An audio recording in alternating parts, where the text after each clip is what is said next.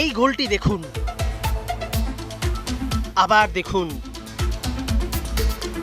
আরো কিছু গোল দেখুন। কি মনে হচ্ছে এটি কোনো প্র্যাকটিস ম্যাচ কিংবা মহড়া? না, এটি বাংলাদেশের পেশাদার ফুটবলের একটি ম্যাচ। 2 দিন আগে অর্থাৎ 16 এপ্রিল ফরাশগঞ্জ স্পোর্টিং ক্লাব আর উত্তরা ফুটবল ক্লাবের মধ্যকার ম্যাচে ফুটবলারদের গতিবিধি ও গোল খাওয়ার ধরন দেখলে চোখ কপালে উঠবে যে কারো। বাংলাদেশের ফুটবলের দ্বিতীয় স্তর বাংলাদেশ চ্যাম্পিয়নশিপ লিগের শেষ পর্বে কমলাপুর স্টেডিয়ামে 2 দলের ফুটবলাররা যেন কি একটা সেট করে মাঠে নেমেছেন। ম্যাচের 6 মিনিটেই 2 গোল, যার প্রথমটা ম্যাচ শুরুর মাত্র 40 সেকেন্ডে, আর 6 মিনিটে ফরাশগঞ্জের জালে দ্বিতীয় গোল দেয় টেবিলের তলানির দল উত্তরা ফুটবল ক্লাব। ভালো করে দেখুন, ম্যাচের 11 মিনিটে গোলরক্ষককে একা পেয়েও এমন চান্স মিস দেশের ঘরোয়া ফুটবলে কে দেখেছে কবে?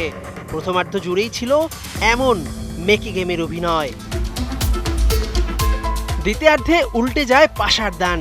2 গোলে পিছিয়ে থাকা ফরাশগঞ্জ 6 মিনিটের ব্যবধানে দেয় 2 গোল, যার প্রথমটি পেনাল্টি থেকে। ডি বক্সে ফুটবলার ওই সময় কেন এভাবে বাধা দিবে? আর রেফারিও যেন আগে থেকে পেনাল্টির বাঁশি দেবার জন্য প্রস্তুতি ছিলেন।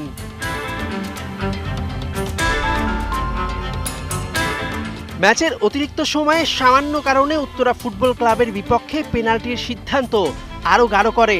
রেফারিরাও সন্দেহের বাইরে নয়।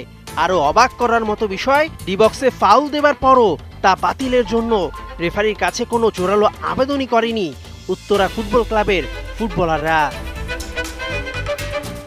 যেন চিত্রনাট্য লেখাই আছে, উপর থেকে কেউ কলকাঠি নাড়ছে, ফুটবলাররা সেটাই মাঠে বাস্তবায়ন করছে।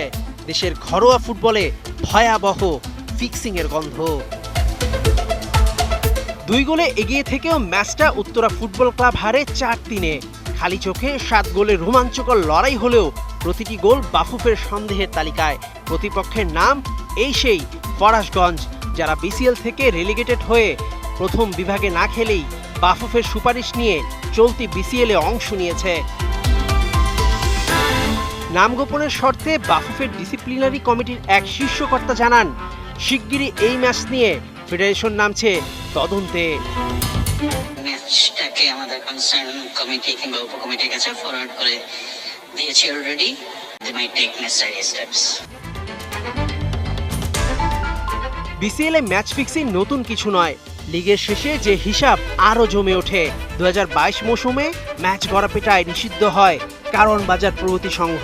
প্রচার শূন্যতার সুযোগ নিয়ে বিভিন্ন আন্তর্জাতিক জুয়ারিরা ফাঁদে ফেলছে ঘরোয়া লিগের এসব ফুটবলারদের। মেহেদী নাইম, 71।